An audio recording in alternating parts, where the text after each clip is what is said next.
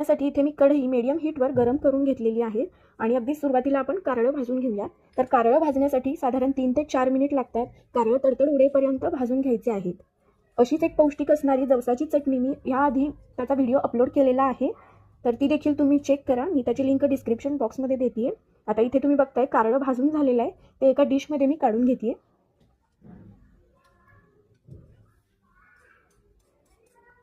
आता यानंतर शेंगदाणे भाजून घेऊयात। शेंगदाणे देखील अगदी 3 ते 4 मिनिट भाजून घ्यायचे आहेत आणि अगदीशय खरपूस भाजून घ्यायचे आहेत। अर्धे कच्चे अजिबात ठेवायचे नाहीत, नाहीतर चटणीची चव बिघडते। तर शेंगदाणे देखील इथे भाजत आलेले आहेत, ते देखील एका डिशमध्ये मी काढून घेते। आता यानंतर इथे गॅसची फ्लेम मी लो केलेली आहे आणि आता तीळ भाजून घेऊयात। अगदी अर्धा मिनिट पण लागत नाही तीळ भाजायला, कारण कढई गरम आहे। अगदी तडतड उडेपर्यंत हे तीळ भाजून घ्यायचे आहेत। आता हे तीळ भाजून झालेत, ते देखील एका डिशमध्ये मी काढून घेते। आता यानंतर डाळ भाजून घ्यायची आहे। गॅसची फ्लेम लोच ठेवलेली आहे। डाळ देखील एक अर्धा ते 1 मिनिटभर भाजून घ्यायचे आहे। तर इथे हे डाळ भाजून झालेले आहे, ते देखील एका डिशमध्ये मी काढून घेते।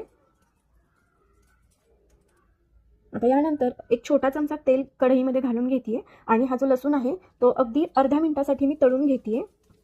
अगदी कच्चा लसूण वापरला तरीही चालेल, पण इथे मी लसूण थोडासा परतवून घेतलेला आहे, म्हणजे त्याची चव अजून छान लागेल। तर हा लसूण भाजून झालाय, तो एका डिशमध्ये मी काढून घेते।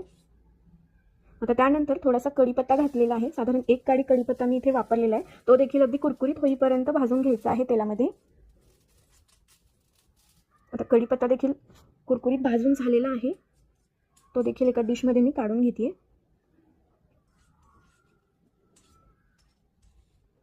आता यानंतर सगळ्यात शेवटी आपण खोबरं भाजून घेऊया। खोबरं देखील 1 मिनिटभरासाठी परतवून घ्यायचं आहे, कारण इथे किसलेलं खोबरं वापरलेलं आहे, त्यामुळे हे पटकन करपू शकतं।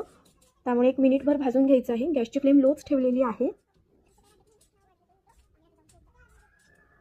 तर इथे तुम्ही बघू शकताय खोबरं देखील भाजून झालेलं आहे। आता गॅसची फ्लेम मी बंद केली आहे आणि आता हे एका डिशमध्ये मी काढून घेते। आता हे सर्व इन्ग्रेडियंट्स आपण थंड करून घ्यायचे आहेत। आता हे इन्ग्रेडियंट्स थंड झाले, आता एका मिक्सरच्या भांड्यामध्ये मी हे काढून घेते।